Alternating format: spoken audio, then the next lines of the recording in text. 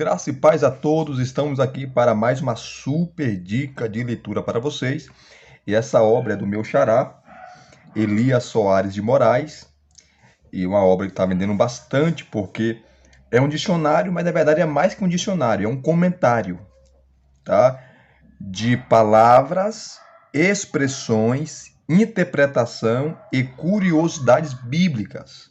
Dicionário de palavras, expressões, interpretação ou interpretações, né? E curiosidades bíblicas, teologia, cultura e costumes. Ele lançou essa obra ano passado, vendeu bastante, está vendendo. Ele lançou aí, ele foi 2.000 exemplares, né? Que foram lançados. Ele já vendeu vendeu 1.900, praticamente. Aí só tem 100, né? Com certeza a editora vai tirar uma nova tiragem, né? E eu vou mostrar para vocês essa obra por dentro, né? Elias Soares de Moraes, ele é muito conhecido porque ele vai sempre no Veja um Só, né? O pessoal pensa que ele é polêmico, ele é arrogante. Ele não é arrogante, né? Ele é um homem de Deus, uma pessoa simples, humilde. Eu falo porque eu conheço ele. Sempre quando eu vou na Conde de Sazedas, eu vou lá na lojinha dele, converso com ele, é humildaço. Só que ali é um debate, né, gente? Um debate é debate, né? E ele não vai lá para ganhar, ele vai lá para debater, entendeu? Então, debate tem esse negócio de ser bonzinho, não. E você não ataca pessoas, você ataca ideias. Tem um debate dele muito bom, que ele debateu com o Ezequiel, pastor Ezequiel, o sobrenome dele, sobre a alma imortal, que ele arrebenta com o camarada. O pastor Leandro Quadros também, que é um grande debatedor, para mim é o melhor debatedor adventista, excelente. Ele debateu com ele sobre a ressurreição de Moisés, está aí no YouTube, você pode verificar. O Elias Soares ganhou o debate fácil, né? Só que ele foi muito criticado pelos adventistas, né? Porque Moisés não ressuscitou, Moisés morreu, né? Foi um grande debate. Depois vocês olhem aí no YouTube esses debates do pastor Elias Soares, são debates assim maravilhosos, históricos, né? Clássicos. E abrindo aqui esse dicionário, o Elias Soares, ele é exegeta, ele é professor de teologia, ele é teólogo, ele é apologista, tá? Ele é um grande conhecedor das escrituras. Tem gente que não gosta dele, né?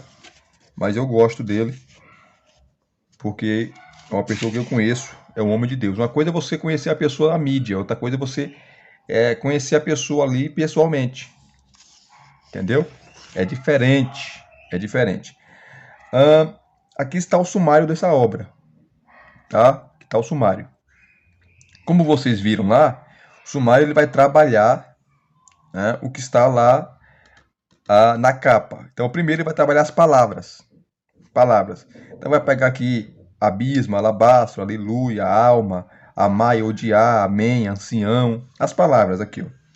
Tá? Cães, demônios, calamidade. As palavras aqui. Tá? Então, ele vai trabalhar as palavras. Guiena, graça, hebraísmo, hipócrita. Enfim, várias palavras aqui. Terminando aqui, ele vai trabalhar agora as expressões, tá? As expressões. Vamos lá. Expressões. A abominação da desolação, que aparece lá em Mateus 24. Abominável da desolação, alfa e ômega, antiga serpente. A quem não tem, até o que tem será tirado. Aquela expressão de Jesus que aparece nos evangelhos. Aos pés de Gamaliel, o que significa isso? Arrancar o olho, as chaves do reino dos céus, que é a pregação do evangelho, né? Aqui ele desmonta aquela ideia católica de que Pedro é o primeiro papa e as chaves do reino dos céus estão na mão de Pedro, né? E inclusive quando você vai para aqueles santinhos de São Pedro, né? Você vê o molho de chaves na cintura dele. Interessante, né? Então ele explica aqui as três expressões, está em Efésios capítulo 4, de 8 a 10, 1 Pedro 3, 18 a 20. Jesus foi ao inferno, né? Aquela expressão que aparece em Efésios, que ele desceu às partes mais baixas da terra, é um texto-chave para se dizer que ele foi ao inferno? Não. Essa expressão que Paulo usa é que fala sobre a encarnação de Cristo. A encarnação de Cristo. Não tem nada a ver com o inferno ali. Ele vai explicar aqui. A trave e o argueiro, bacia de lavar, cachorrinhos, cadeira de Moisés, caminho de Balaão, caminho de um sábado, campos brancos para a ceifa, cão morto. Aí vai. Aí você pode pausar o vídeo aí e vocês leem o resto, né? Vou correr aqui para mostrar essa obra por dentro. Ler algumas coisas para vocês aqui. Tá? Então, expressões. Aqui tem mais expressões. Tá? Aqui, ó. A doutrina de Nicolaitas, engano de Balaão. Vocês pausam aí o vídeo e vocês dá uma olhada. Acabando, aqui tem mais expressões ainda. Aqui tem mais, ó. Ó. Tá? Acabando aqui, interpretação. Aqui ele vai trabalhar mais o livre-arbítrio e a questão de Romanos 9. Ele é arminiano, né? Algumas coisas que eu concordei com ele, outras coisas não concordei, porque em Romanos 9 é claro, o texto fala sobre a eleição. Tanto a eleição de Israel, né, como nação, representado pela figura de Jacó, e os edomitas ali, Esaú, representado pela sua nação, os edomitas, mas ali envolve pessoas. Quando Paulo fala assim, antes que os gêmeos nascessem, Deus olhou e falou, escolhi o Jacó e não Esaú. Os gêmeos ali é quem? É as nações. Tanto as nações como o personagem, Esaú e Jacó. É só você olhar a vida de Jacó, a vida de Esaú. Deus escolheu Jacó e não escolheu Esaú. Ponto. Né? Então aqui ele vai falar, ó, interpretação, livre-arbítrio. Aí a importância do livre-arbítrio, parte 1, parte 2. Aí você pode pausar aí e vocês leem, por gentileza. Olha só o resto aqui, ó. Caim, uma prova incontestável do livre-arbítrio após a queda. Ele defende o livre-arbítrio, né? Como explicar o comportamento do jovem rico quanto à prática do bem. Aí ele vai trabalhar o Cornélio, tá? A atitude de Jerusalém. Como explicar a rejeição dos judeus em relação a Jesus, eles não tinham livre-arbítrio. As 10 escolhas em Deuteronômio 30, do 15 a 19. Como explicar esses textos se não há livre-arbítrio. Então ele vai explicar tudo isso aqui, ó. Tá? Contra o calvinismo. Tá? Mas ele debate aqui no campo das ideias, tá, gente? Ele não ataca ninguém, não. Ele ataca as ideias. Tá? Então aqui é só o livre-arbítrio, ele trabalha também a expiação limitada. Então vocês podem pausar o vídeo aí, tá bom? E vocês leem o sumário. Vamos lá. Aqui ele trabalha a graça resistível, irresistível. Ele trabalha os pontos, né, do calvinismo aqui, dando uma interpretação, claro, arminiana. Tá bom? E aqui agora, ele vai falar aqui, ó, respondendo às objeções calvinistas em Romanos 9. E Romanos 9 é um dos textos, se não um texto principal para se defender, segundo os calvinistas, a eleição incondicional. Tá? Então ele vai trabalhar aqui, ó, toda a questão de Romanos 9. Vocês pausam aí o vídeo e leem. Tá? Eu não vou ganhar para a gente ganhar tempo. Pausa aí o vídeo, leem. Depois você continua assistindo. Tá bom? Vamos lá. A outra parte, acabando aqui, né? Curiosidades bíblicas. Ele vai trabalhar as curiosidades bíblicas. A parte 1, né? E parte 2. Aqui, a parte 1. Ele trabalhando as curiosidades bíblicas. Tá? Vocês podem pausar o vídeo aí. Tá? Aqui continua a parte 1 e aqui a parte 2. Aqui é interessante, ele vai falar sobre o direito romano, a lei romana, sobre ser cidadão romano. Tá bom? Aqui é a parte 2, que ele continua. Tá? Como eu falei, vocês podem pausar o vídeo aí. Tá bom? E vocês veem. Aqui ele vai continuar trabalhando, ó, as seitas do judaísmo. Tá? As seitas do judaísmo, os fariseus, os essênios, os saduceus, os zelotes, tá bom? Depois ele vai trabalhar as curiosidades etimológicas, nomes bíblicos e extras bíblicos, nomes e sobrenomes extras bíblicos. Então ele vai trabalhar essa questão também. né? O total aqui é 1168 páginas, tá? Então é mais que um dicionário, é um comentário, né? E aqui começa a introdução dessa maravilhosa obra. Então deixa eu pegar para vocês aqui um tema para vocês. Veja o que ele vai defender aqui. Vamos pegar aqui um tema. Eu ia pegar Romanos 9, mas não vou pegar não. Eu até vou pegar Romanos 9. A expressão aqui, ó. Amei a Jacó e odiei a Esaú. Vou pegar essa expressão aqui. Ele vai fazer uma defesa arminiana, né? Assim como Deus escolheu Jacó de uma maneira incondicional, segundo os calvinistas, os eleitos também, que Jacó representa todos os eleitos do mundo. Deus também escolhe os eleitos de maneira incondicional. Então, na página 365, aí você vai lá na página 365, eu já passei da página aqui.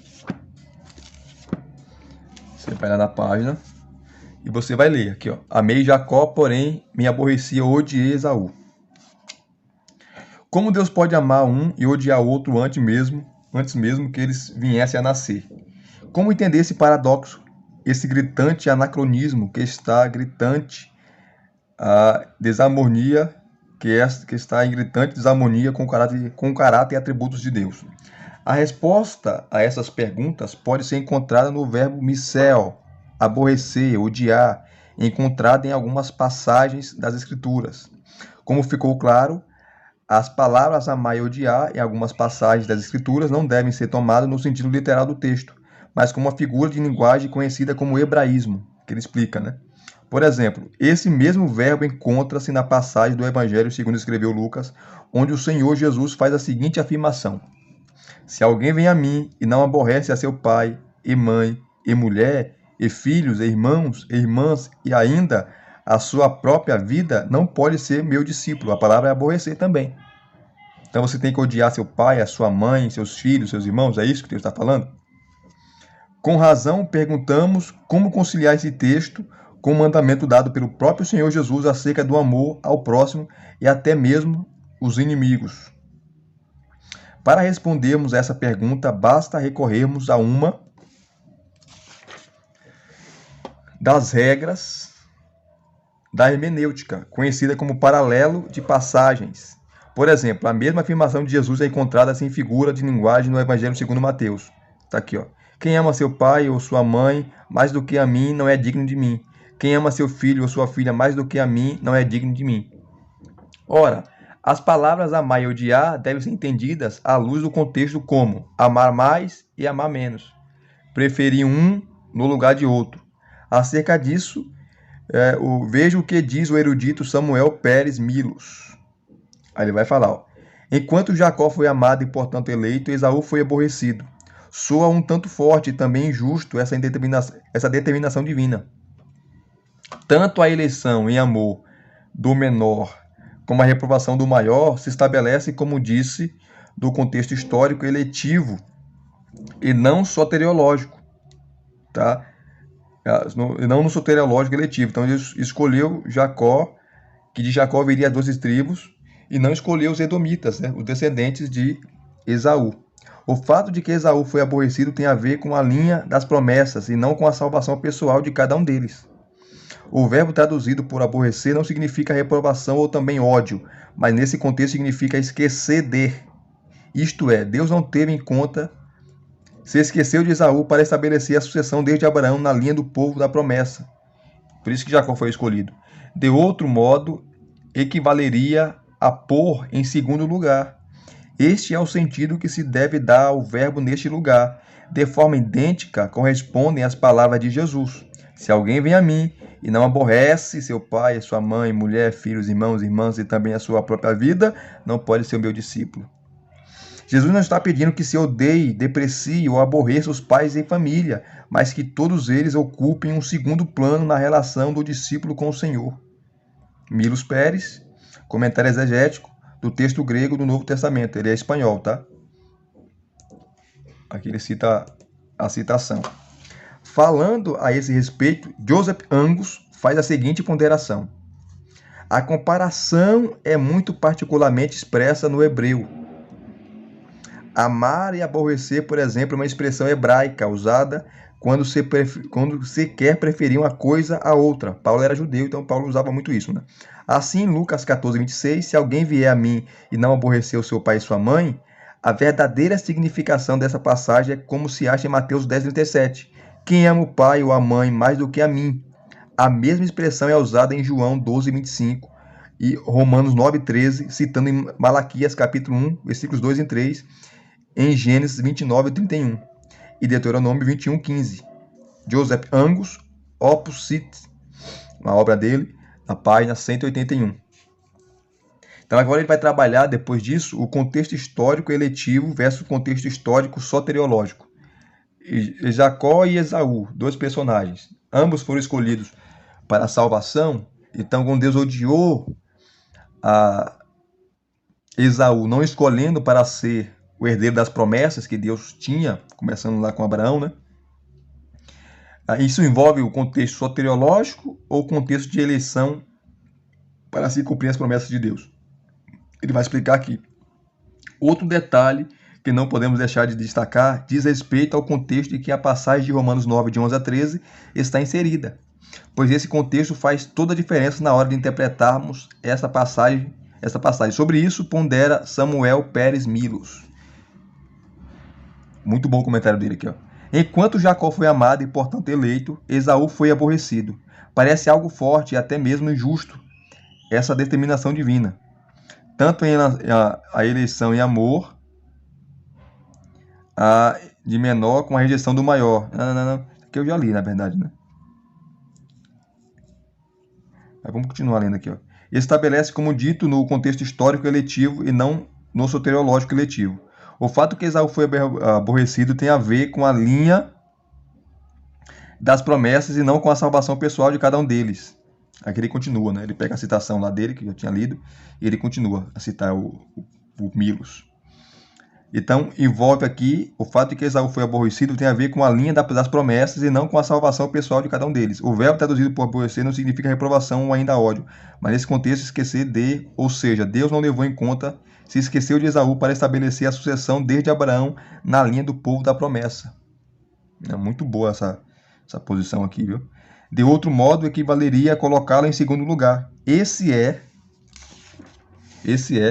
o sentido que se deve dar ao verbo neste lugar. Em forma idêntica, corresponde às palavras de Jesus. Se alguém vem a mim e não aborrece a seu pai, e mãe, e mulher, e filhos, irmãos, e irmãs... Muito boa, né? Essa citação do Samuel Milos aqui. Aí o versículo 14, ele vai explicar aquela pergunta retórica, né? Que o judeu ali, o oponente imaginário de Paulo, entendeu. A injustiça da parte de Deus, Deus escolheu um e outro não. Aí ele vai explicar aqui também. Versículo 15, terei misericórdia de quem eu tiver misericórdia, tá? E assim sucessivamente. Deixa eu pegar outra palavra aqui. Deixa eu pegar uma outra palavra aqui, ó.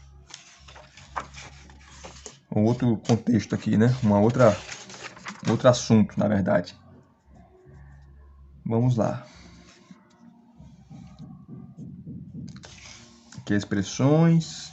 Vou pegar uma expressão para vocês aqui. Arrancar o olho. Aqui, ó. Apesar que isso aqui é longa, né? De Efésios capítulo 4. Esse é o inferno. Ele vai defender que não. Vou pegar uma mais curta aqui. Cadeira de Moisés, caminho de Balaão. Vamos ver. Deixar os mortos enterrar os seus mortos. Vamos lá. Enganos de Balaão. Doutrina de Balaão. Doutrina de Jezabel. Homem do pecado. Lombos cingidos. Filho das trevas. Filho da desobediência. Vamos lá. Deus habita nas trevas. Diz aí aquela raposa. Vamos lá. A expressão que Jesus usou para Herodes, né? Página 203. Vamos pegar aqui. Dizei aquela raposa. Vamos ver o que significa isso? Dizei aquela raposa. Aqui, ó. Está em Lucas 13:32. O primeiro a usar a raposa para associá-la a uma pessoa foi o profeta Ezequiel. Nesta oportunidade, ele denunciava a atitude dos falsos profetas que profetizavam mentira para o povo como se Deus as tivesse falado, tá? Ezequiel 13:4. Posteriormente, Jesus falou acerca desse animal para se referir ao rei Herodes, quando os fariseus afirmaram que Herodes Antipas, né, o tetrarca, que tinha sob sua jurisdição Galiléia e Pérea, a mesma região por onde Jesus passava e continuava viajando, William Hendricks, e queria matá-lo, né? A expressão usada por Jesus dizer aquela raposa, ao se referir ao rei Herodes, tinha como objetivo descrever o seu caráter pouco recomendável, pois a raposa é um animal astuto, sorrateiro e oportunista. Pois se o dono de uma vinha se descuidar por um momento, furtivamente ela entra na vinha e devora as uvas que encontrar, como está registrado em Cânticos dos Cânticos. Apanhai-me as raposas, as raposinhas que fazem mal às vinhas, porque as nossas vinhas estão em flor.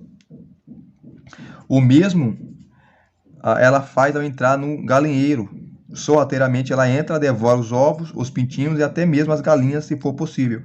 Herodes, da mesma sorte, era muito astuto, sorrateiro e oportunista. Daí o porquê de Jesus lhe conferir o título mais do que justo de raposa. Interessante, né? Vamos pegar mais uma aqui. Vocês vão ver. É um dicionário maravilhoso. Cadê? Estrela da Manhã. Aqui, a expressão Estrela da Manhã. 213. Que muita gente se refere ao diabo, né? Tem nada a ver com o diabo ali. Vamos pegar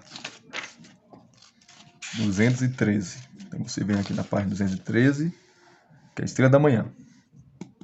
Está Isaías 14:12.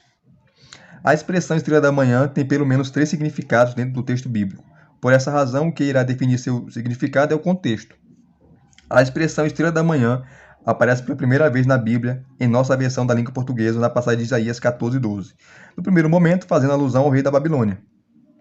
Visto que essa profecia é uma profecia de dupla referência, ela tem também uma aplicação ao querubim ungido, o qual identificamos à luz do contexto geral da Escritura que se trata de Satanás. Eu não concordo com ele aqui, né? Porque, para mim, Isaías 14 não fala do diabo, né? Mas é uma interpretação de duplo sentido, beleza.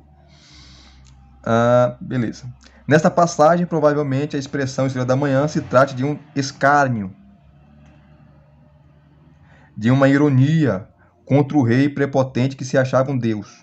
No caso de Satanás, o título deve apenas ser entendido como figurado, visto que no livro de Jó, os anjos são chamados de estrela da alva ou estrela da manhã, onde a estrela da alva forma um paralelismo sinonímico com a expressão filhos de Deus.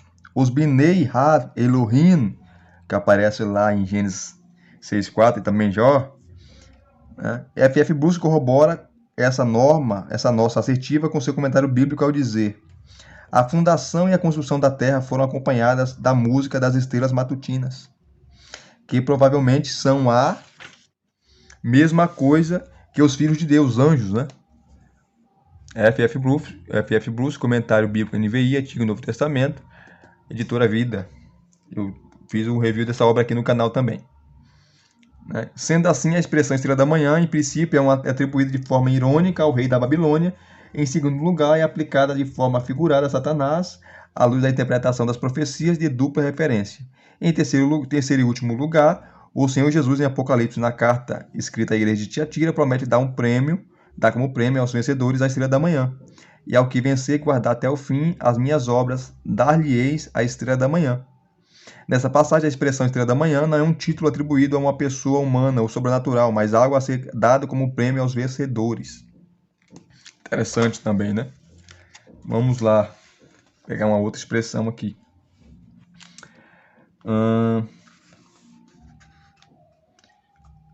Filho da desobediência. Expressões. Mosquito no mamelo. Cão morto. Caminho de Balaão. Deixar os mortos enterrar seus mortos. Deixa eu pegar outra aqui. Entregar a Satanás. Entregar alguém a Satanás. Aquela expressão que Paulo usa lá em 1 Coríntios 5. O que significa essa expressão? Vamos lá. Entregar alguém a Satanás. Está aqui, ó. Está em Coríntios capítulo 5, versículos 3 a 5. Ele começa com a citação do texto. Depois ele vai para a explicação. Vamos lá. Aqui ele vai, ó. Como é sabido de todos, a igreja de Corinto havia um indivíduo que estava praticando uma imoralidade de tamanha gravidade que, segundo o apóstolo Paulo, nem mesmo entre os gentios era praticada. A saber, alguém que praticasse o sexo com a própria mulher de seu pai, sua madrasta, né? A atitude era deplorável, a prática abominável. Não obstante, os crentes de Corinto, provavelmente por alguma conveniência, estavam suportando esse pecado e o pecador sem aplicar uma dura disciplina no transgressor, a fim de erradicar aquele ato extremamente vergonhoso e abominável no seio da igreja. Paulo, ao ser informado da situação, mesmo estando ausente no corpo, como ele mesmo afirma, convoca solenemente a igreja a tomar uma atitude severa em relação àquele acontecimento. Mas ao assim fazê-lo, ele deixa registrada uma expressão chocante, que a bem da verdade, ele faz uso dela por duas vezes aqui, em 1 Coríntios 5,5 e em 1 Timóteo 1,20. Da primeira vez, ele convoca a igreja de Corinto a entregar o faltoso com ele a Satanás, e da segunda vez, em sua carta a Timóteo, ele afirma que entregou Himeneu e Alexandre a Satanás. A pergunta é, o que Paulo quis dizer com essa expressão, entregar a Satanás? Paulo tinha essa jurisdição, ou esse acesso ao mundo espiritual, no universo dos anjos caídos, a ponto de poder entregar alguém nas mãos de Satanás? Estaria ele chegando até Satanás e dizendo, Satanás, estou lhe entregando esse indivíduo nas suas mãos? É isso que tentaremos descobrir no decorrer desse estudo à luz das escrituras sagradas. Então ele vai explicar depois que entregar alguém a Satanás simplesmente é colocá-lo em disciplina. É discipliná-lo. Então Paulo usa essa expressão forte, entregar alguém a Satanás, para a igreja discipliná-lo, colocá-lo de banco. E de fato, né, quando você lê a segunda carta, no capítulo 2, Paulo vai falar que o moço está arrependido, está muito triste, está quase em depressão, para a igreja trazer ele de volta ao seio da igreja, porque a disciplina resolveu. Tá? Então isso que significa. Vamos pegar aqui uma outra coisa aqui, outra palavra, né? Filho do maligno. Deixa eu correr aqui. Vamos pegar a interpretação aqui. A interpretação é longa, né? Vou pegar uma interpretação aqui para trabalhar com vocês. Tá certo? E aqui eu encerro o vídeo, tá bom? Aqui ele trata sobre apostasia de uma maneira fantástica, tá? Vamos lá.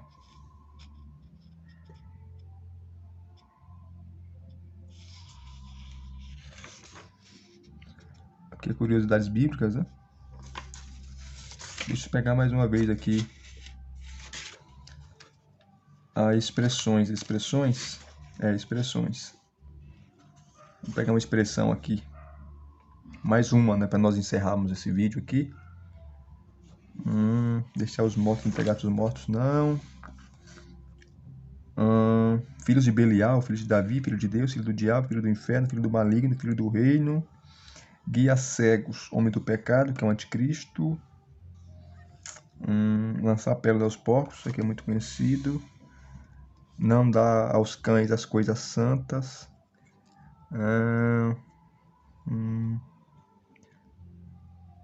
O derradeiro serão os primeiros, né? A pedra de esquina, angular e fundamental, página 263. Vamos pegar aqui, página 263. Pegando só algumas coisas para vocês verem que dicionário maravilhoso do pastor Elias Soares, né? Muito bom mesmo. Página 263.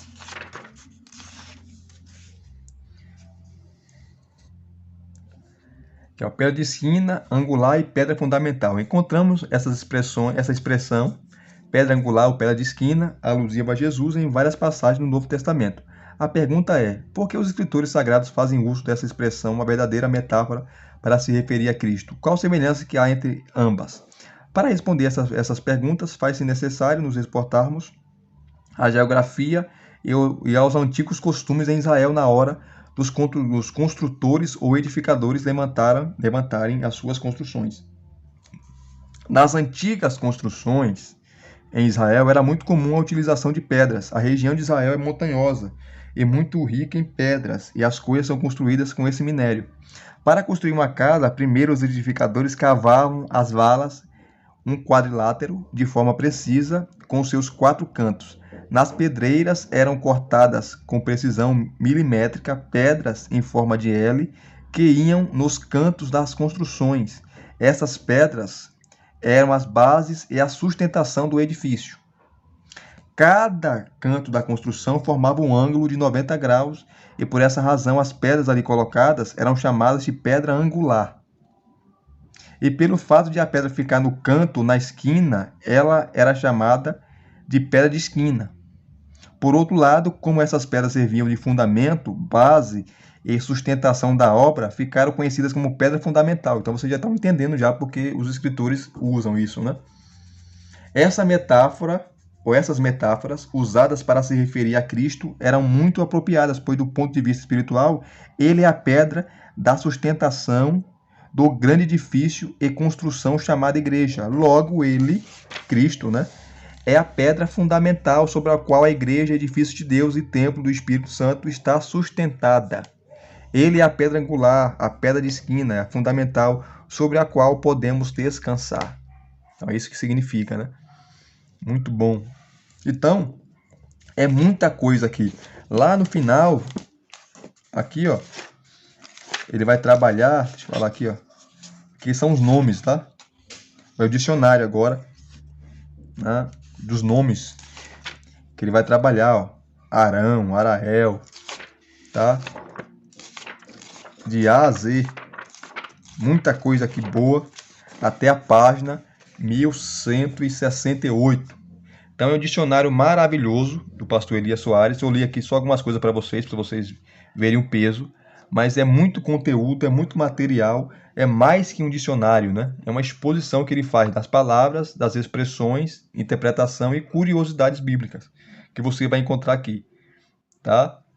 Se vai no site dele, na livraria dele, que você vai encontrar barato, porque se você for na Amazon ou se você for no Mercado Livre, está muito cara essa obra, tá? 260, 250, 270, tá? Lá no site dele está mais barato. Ou se você mora aqui em São Paulo, você pode ir na Conde Sazedas, entrar em contato com ele lá, na livraria dele, e você vai encontrar. Ou então você pode ver também no canal dele no YouTube, Elias Soares Oficial.